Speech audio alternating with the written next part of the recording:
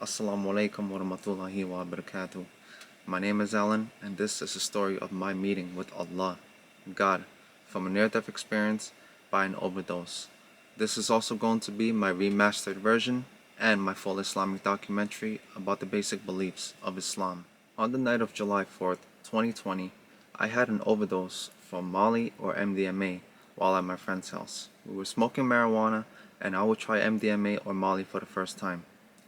And I took the second dose for the night, and almost immediately my body began to sweat uncontrollably. The sweat was so intense, I remember my sock was getting wet as more sweat was running down my head and my back, and I felt it all through my clothes.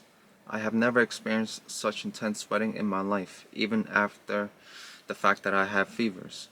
And the moment this happened, I began to panic and I ran to the kitchen sink and drank from my hands out of desperation and fear of death from dehydration.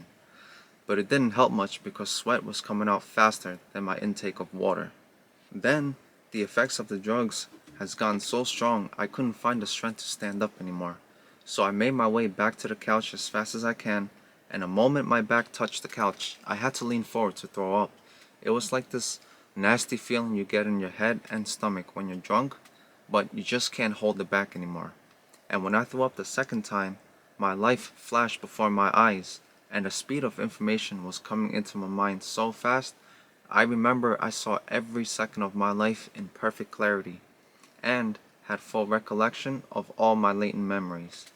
And in my memories, during the flash, I saw a white figure or silhouette during my college years when I was studying, and this figure was the one guiding me in my studies. That was something I vividly remember seeing. These were the visions I would see as I was throwing up the second time. So from the moment I took the second dose to throwing up, all of that was within the same minute. And everything was happening so fast. After the flashes, my consciousness was slowly fading. My eyes started to roll back, and I could no longer hold on to my consciousness as the flashes and visions grew more intense. So for context, I've had plenty of experiences with psychedelic mushrooms and DMT. So the experiences of the flashes of visions wasn't exactly novel to me. They say DMT simulates the effects of dying without actually dying, but as someone who's experienced both, I will say this, is that DMT cannot even compare to the real experience of dying. It is child's play. And right before my consciousness was severed, I was begging and crying out to God in my mind. I wasn't a believer or religious whatsoever, but at that time I considered myself spiritual, but not religious. And I was thinking about how shameful it would be to go out like this. My mind was flooded with negative and darker thoughts. The closer I was to blacking out, and finally, when push comes to shove, everything went black. I was already dead before I even knew it. And very quickly, I found myself being transported to what felt like a different dimension or realm. And the scene looked like a forest fire. It was like something was burning in the back, and the entire area was filled with this type of orange-brown dusty fog. And there was barely any visibility because of this dust. So imagine, the background is orange and looks like something is burning, but because of the visibility, you couldn't tell if something was actually burning or not. But after having many experiences with DMT and mushrooms, being transported to another realm wasn't something new to me. This was what I was thinking when I was there. And the time I spent there seemed like a few seconds, and after, I thought that this was it for me, that this is the afterlife, just a barren land that goes on forever. I was about to panic, once again, after I realized this one simple truth, that there is not a single sign of life or greenery in this place. And just as I was about to despair, I found myself being transported at light speed all the way up to the clouds, and there it was. I was in the sky, where the clouds were, and the sun appeared right in front of me, and I was sprawled out in a T or an A pose. There was nothing but the sun, this beautiful and radiant golden light, and the clouds were everywhere, and it is a vast open sky. And before I can even ask, where am I hear a voice loud and clear, and I noticed that it was coming from the direction of the sun. And the voice said, I am Allah. And the moment I heard his name, all my questions were answered through revelations where information just gets downloaded to your mind and everything is perfectly clear, crystal clear. It is incredible how Allah can answer so many questions with just His name alone. He showed me that He is the Almighty and the All-Knowing because He answered me before I could even speak, implying that He knew exactly when I was going to ask, and He revelated to me the answers He knew that I was going to ask Him. But He didn't answer a few questions because He wanted me to ask Him myself. So I asked Allah with an attitude about what He had to say about these terrorists, because if God wants to clarify things with me, now is the perfect time, I thought. And I remember asking Allah with an attitude as if like He owed me something. And His response to me was, "Everything happens by my will." At first it seemed like a vague reply, but by His wisdom it was actually the most profound answer He could have gave me. So He knew it was a vague answer for me, so He showed me the example of how I am standing here in front of Him only because He willed it, for nothing can happen without His will. So from this response I learned the entirety of creation is exactly as Allah willed it to be, that this life truly is a test and that Allah is the ultimate reality. So now I am certain that this being is who He says He is. And then I asked Allah, "But why is your name Allah? And why Muslims?" And He answered me with, "Islam is the final truth." And the next part was where it got scary for me. Now Allah shows me my soul by holding it in His hand, which appeared as an orb of light at the time. And one glance at it and I knew that it was my soul. Indeed, what they say about the soul is true. It is indeed made out of light. This was something I've always heard from movies and stuff, but God Himself confirmed it for me. And then Allah started to fade away into the background with my soul. As He was fading away, the golden light was also disappearing as well, implying that He is leaving, and I had no idea what was going to happen to me after that. So I started pleading and begging as He was leaving with my soul. I cried out, "O Allah, if you take me right now, my friend back on earth will have to deal with my dead body. Please, don't do that to him. I know it was my fault, but he shouldn't have to live with that burden." And that was when Allah stopped and He made His proposal to me straight out of the scene in the film The Matrix, the red pill, blue pill ultimatum that we are all familiar with. He didn't say anything to me, but I knew if I took the blue pill, I would wake up thinking that this was all nonsense and just a trick of the mind induced by the substance, that none of it is real, and I'll wake up returning to exactly who I was before the incident. Or I can take the red pill and become a full-on Muslim, but pious to the extreme. But both choices didn't exactly appeal to me at that exact moment in time. But Allah, being the all-knowing, already knew this, so He inspired me to take both the pills, the red to become a Muslim and the blue to retain my personality. And then He showed me how we were all believers, meaning Muslims, when we were created.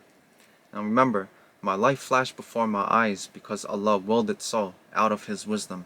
He showed me examples in my life about how I was always a believer in Him, via fitrah. Then He showed me how He is truly in control of everything, that He even controls how one transitions to the next life, and that life and death bends to His will alone. And after He has shown me the splendor of His greatness, He said, "Your life now belongs to me." What He meant by that was to submit to His will after I come back. This was when I felt assured that He was going to return me back to my body. And before He did so, He allowed me to know the feeling of what it truly means to be forgiven. Because when a person accepts Islam, their past sins are forgiven.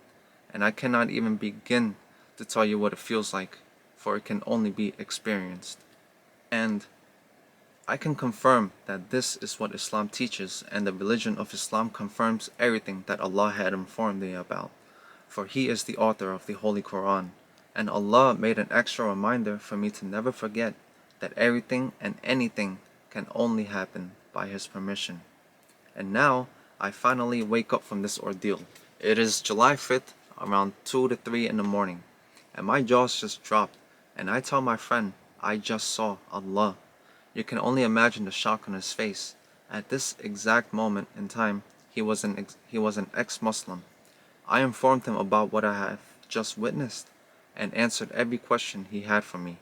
After my friend was convinced, by the will of Allah, he inspired my friend to help me to take my Shahada as well as his. Shortly after I took my Shahada, I was too exhausted from everything and I fell asleep. So, before we continue, I want to give you a brief summary of the things I've learned in that meeting. So, even though what I've actually learned in that was infinitely more than what I can put into words. But here goes. I've learned that Allah is the ultimate reality, which also implies that Islam is the highest level of truth and spirituality on the face of the earth. Hence, the ultimate reality. God is real, there is no doubt about it, and He is the entirely merciful and the all-knowing. If God is real, then the promise of heaven and hell is also real. He is not the tyrant that I believed Him to be. I saw my own soul, so I can confirm for myself that the soul is made out of light. I was shown that everybody was born Muslim via fitra, meaning we were all born with the belief in God, and in my own words, it's essentially your compass to recognize the truth of Islam, which I will explain a little more later. I learned that everything happens for a reason, and it is only for Allah's reasons. Everything was already written, meaning destiny, fate, or divine decree. I was shown that being kind and giving water to drink is something God truly appreciates. This life is a test. Free will is in our choices. God really does send signs, and I call these signs personal revelations, synchronicities, and sometimes miracles because of God's perfect timing. And He made an extra reminder to never forget that everything can only happen by His permission, meaning this experience would have never happened if He Himself didn't will for it, for nothing can happen without His permission. I have no doubts about what I saw on that fateful day. وَاعْلَمُوا أَنَّ اللَّهَ مَعَ الْمُتَّقِينَ وَإِذَا مَا أُنْزِلَتْ سُورَةٌ فَمِنْهُمْ مَنْ يَقُولُ أَيُّكُمْ زَادَتْهُ هَذِهِ إِيمَانًا فَأَمَّا الَّذِينَ آمَنُوا فَزَادَتْهُمْ إِيمَانًا وَهُمْ يَسْتَبْشِرُونَ وَأَمَّا الَّذِينَ فِي قُلُوبِهِم مَّرَضٌ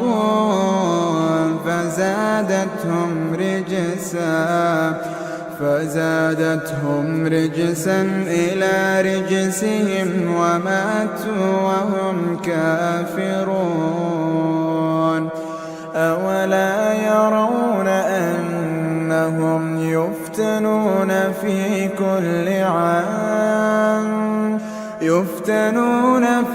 كل عام مرة أو مرتين ثم لا يتوبون ولا هم يذكرون وإذا ما أنزلت سورة نظر بعضهم إلى بعض هل يراكم من أحد ثم انصرفوا صرف الله قلوبهم بأنهم قوم لا يفقهون لقد جاءكم رسول من أنفسكم عزيز عليه ما عنتم حريص عليكم بالمؤمنين رؤوف رحيم فإن تولوا فقل حسبي الله لا إله إلا هو عليه توكلت وهو رب العالمين العرش العظيم